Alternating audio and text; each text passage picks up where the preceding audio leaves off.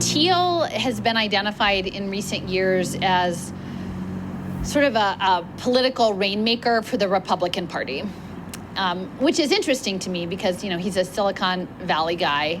And on the surface, it doesn't necessarily seem to be, a great match with the Republican Party. But I think it's important to understand that moving forward, the whole technological social engineering element that's advancing tied to digital identity and what works government, they really need the conservatives on board.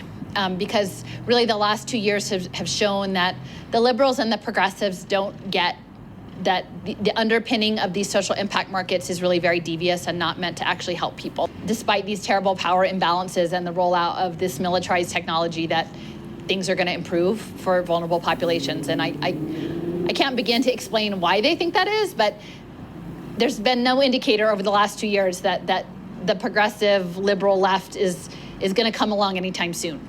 The biosurveillance state needs to pull in the conservatives. So then in that context, I think it makes sense that Peter Thiel is being that rainmaker at the moment, and that there's such an emphasis within the blockchain crypto space to be going after red states or sort of purple states like Colorado. Get them on board with this understanding that somehow these decentralized technologies are going to preserve their rights and their access to free markets.